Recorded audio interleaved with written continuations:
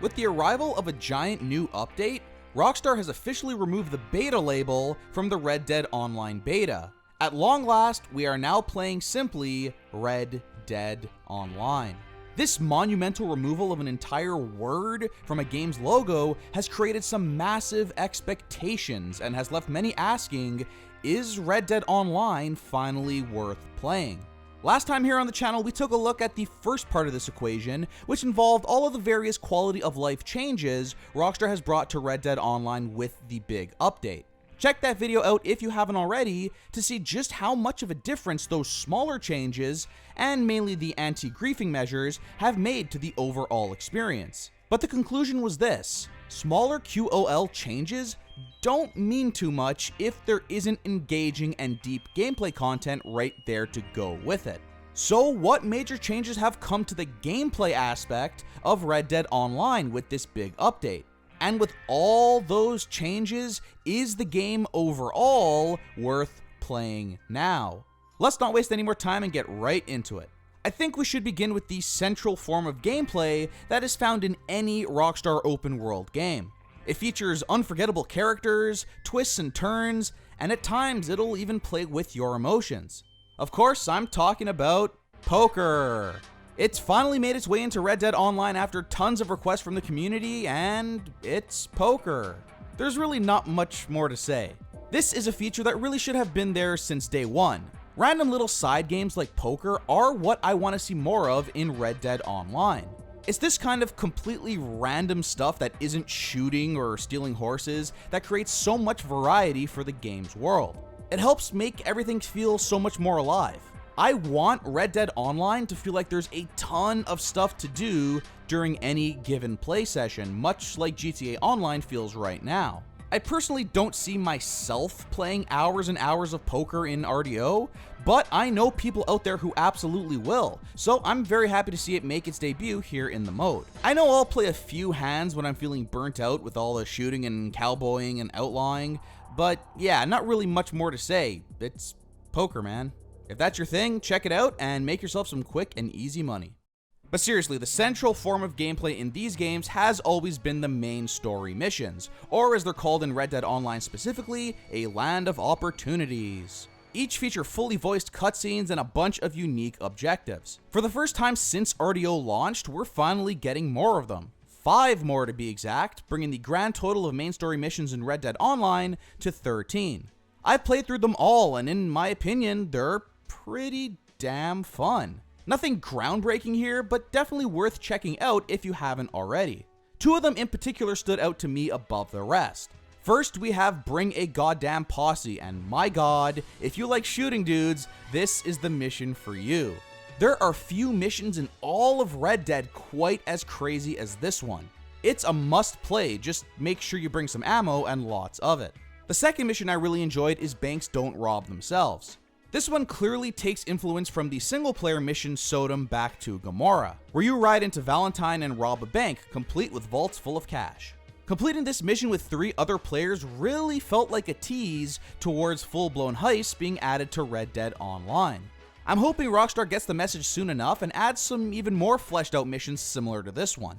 I would love to see more multi-step missions that need to be planned out beforehand, placing each member of your posse into a unique role, all to pull off the perfect heist. I also hope more online missions in the future take influence from some of the more creative single-player missions. Hot air balloon, anyone? The rest are fairly standard shooting and stealing based missions that you'd expect from Red Dead Redemption. They were all good fun, but none of the others really stood out in particular. Unfortunately, nothing from this set of story missions really delivered something entirely new. The gold standard in my mind is still kill them each and every one, the mission where you storm Fort Mercer wearing makeshift armor. This mission has been a part of Red Dead Online since launch and totally surprised me when I first played it because, simply put, there was no other mission like it even in single player. I was really hoping we'd see at least one mission like that included with this update, something crafted as an entirely new, unique mission for Red Dead Online. maybe next time. But overall, as a gameplay experience, this is a solid set of missions, and now with a total of 13 story missions to play in Red Dead Online, the game is now in a decent place when it comes to main story content. But the potential is honestly endless. I definitely want to see more, and I hope new story missions become a regular thing as 2019 rolls on. One thing I want to talk about quickly is the story itself. I know there are some major restrictions in place when it comes to a narrative in Red Dead Online. You play as a silent protagonist, so the characters in the cutscenes can only really do so much, especially compared to the masterpiece that is the Red Dead Redemption 2 story. However, something I do have a bit of a problem with is the fact that the characters that do all the talking aren't all that interesting. Jessica Leclerc is a new character and is central to the Red Dead Online story as we know it, but she's just kinda there. Nothing she does stands out, nothing added with this update really changes that, and unfortunately the same applies to other online characters like this guy. Jessica wants revenge because her husband got killed, but there's not much more to the character beyond that. The funny thing is, I'm pretty sure a very similar story was already done in the single player, and was done a million times better, resulting in a character who immediately became loved by fans. What's even more baffling about the situation is the fact that we take a look at the stranger missions and voila, look who it is. Sadie Adler is right there, a part of Red Dead Online, fully voiced, and with a bunch of dialogue. But instead of being a central character and playing a big part of the main story in Online, as she should be, she's dishing out fairly generic stranger missions. This just feels like a missed opportunity, and it doesn't end with Sadie. As I play these stranger missions, I feel like I'm meeting more interesting and charismatic characters compared to the actual main story missions. Characters like Sadie, Bonnie McFarlane, and Sean McGuire are characters I've already met and care about thanks to Red Dead Redemption 1 and 2, so the fact that their role in the online mode is sitting around in a place all day like weird loners, asking you to perform simple tasks, kinda feels like a waste. I'd love a string of 10 main story missions from Sadie in Red Dead Online. The main characters from GTA 5 play a huge role in the story of GTA Online, with fan favorites like Lamar and Trevor all over that game. Rockstar, I think you're making this a little bit harder than it has to be. With that, we might as well take a closer look at the new stranger mission givers and the new stranger mission types. As I mentioned, we have Sadie, who has finally made her debut here in Red Dead Online, along with her husband, who is alive, which is nice. It's nice to see Sadie in a time before the main story takes place and her life kinda goes to hell. Like I said, I'd love to see some actual fleshed out missions involving her that drives her story forward a bit, instead of the simple free roam mission she currently hands out. Next, we have Thomas, a kinda pretty weird captain dude who hangs out in the swamp. I think he's pretty cool. We have Black Belle, who sits alone in her shack in the woods. She's a creepy lady, but also pretty badass. But my favorites of all have to be the Aberdeen pig farmers. What a bunch of weird bastards these two are. These guys are freaking me out, dude. But I like it. More weird ass characters like this, Rockstar, please. The update also gave us 3 brand new stranger mission types, which means even more gameplay variety, which is always a good thing. We have Destroy, which usually requires the player to shoot a bunch of dudes and then blow up some boxes marked on the map by shooting them. There's Stolen Wagon, which involves, you guessed it, stealing a wagon and delivering it to a place on the map. Finally, we have Jailbreak, which is the most interesting of the 3. You get to break a dude out of jail and then have a massive shootout with the law in whatever town the stranger has chosen to terrorize. I can't really complain about any of these 3 new free roam mission types. They provide some solid gameplay variety, and with more strangers populating the game's map, it's nice to see new stranger mission types being incorporated along with them. Most of the time, they're just an easy and fun way to get XP, gold, and cash, and that's okay by me. We also have 2 new free roam events to take a look at. The first is called Wild Animal Kills, and as you'd expect, it involves you running around an area and trying to kill as many animals as possible in 5 minutes. I gotta say, I had fun with this one, but actually winning depends a lot on the random spawns of each animal. Just keep that in mind before you start. This isn't exactly a test of skill, it's more for fun. The next one is called Railroad Baron and challenges you and every other player in the server to get onto a train from horseback and then try to hold your ground as long as possible to gain points. This one falls victim to the same issue that plagues a lot of free roam events, which is someone spawning behind you and killing you before you can even get close to the objective. It's frustrating, but I persevered and was able to actually get to the train a couple of times. Both of these free roam events are really unique and totally at home in the universe of Red Dead. But to be honest, my problems with free roam event structure overall once again rear their ugly head. If there was a way to play these modes on command like the showdown modes, that would be a really great way to spice up the gameplay of Red Dead Online, where so much of it is shooting dudes and stealing stuff. But instead, you're forced to wait hours and hours to be randomly invited to the game mode. I'm hoping this is changed in a later Red Dead Online update, but for now it is what it is. One thing I'm definitely a big fan of are the all-new dynamic events, which are just like the random events from the single-player mode. A dot will just pop up on the map, and suddenly you're helping someone in need, which usually ends up in a shootout or having to deliver someone from point A to point B. The dynamic events do a good job of filling out the world and act as a good way to break up some of those super long horseback rides across the map. And of course, they give you yet another opportunity to make some quick XP, which is always good. With the big update, Rockstar really seemed to go out of their way to address that problem, and now I find myself gaining tons of XP every time I play, and I don't even really need to go out of my way to do so. With dynamic events, the XP basically comes to me. Speaking of quick XP, let's take a look at those 3 new posse versus modes. I found myself having surprisingly a lot of fun with these, and if you have a friend who's willing to cooperate, they work as a really good way to quickly farm a bunch of easy XP. First, we have the biggest fish contest. It's on a 10-minute timer, and the winner in the end gets 150 XP. Structurally, it's identical to the fishing challenge free roam event, except it only involves your posse members. In the end, it basically renders that free roam event useless. This, I feel, is concrete proof that the free roam events could easily work as invite modes just like this. A posse versus version of Railroad Baron would be super sick. Anyways, if you like fishing, this is the mode I'd stick with instead of waiting 10 million years for the free roam event invitation to appear. Next up is the herb picking contest.